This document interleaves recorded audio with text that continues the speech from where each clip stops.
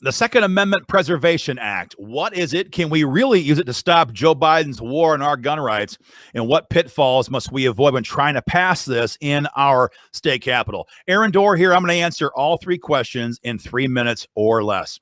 Question number one, what is the Second Amendment Preservation Act? SAPA legislation is actually pretty straightforward. What it says is that state and local authorities, this is your state troopers, county sheriff's departments, and city police departments, may only enforce state law when it comes to firearms, ammunition, and accessories. Federal gun control legislation, federal gun control executive actions, and anything else coming out of Joe Biden's White House may not be enforced by state authorities. It's just that simple. Question number two, can we actually do this? How about the supremacy clause?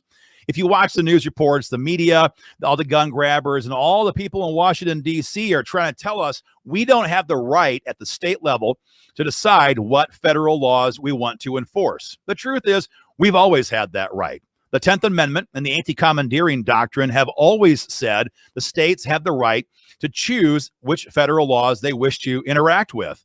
And in a case where federal and state laws contradict, the states have an absolute right to say, we're not going to enforce that here in our state. The court has upheld since the 1800s this idea over and over, all the way up until 2018 Obamacare case, which had the same outcome. The states have this right. Don't take my word for it. Look at the marijuana situation across the country. Federal law makes it a crime to possess any amount of marijuana. But in over half the states in the country, the states have legalized it to some degree, and they have said we're not going to enforce federal laws that touch on marijuana. Now, the question comes up, can't the federal authorities still enforce their own laws on guns or on marijuana? Well, yeah, they can. But the reality is that almost all federal legislation, federal law, is enforced by local authorities. The feds have always counted on local cooperation to enforce their laws. They lack the manpower to do it themselves.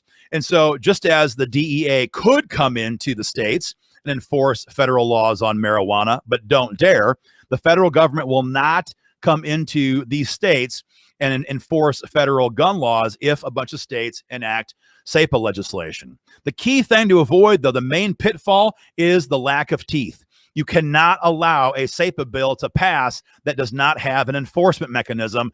Anti-gun city department heads will try to carry out the enforcement of this legislation. You have to have the right to sue them in civil court like Missourians do after their SAPA law took effect this year. Don't fall for any gimmicks. Don't leave the discretion up to the governor to decide what to do or your attorney general. You have to have the right as the individual gun owner to take these departments to civil court for damages. That's how we stop federal gun control.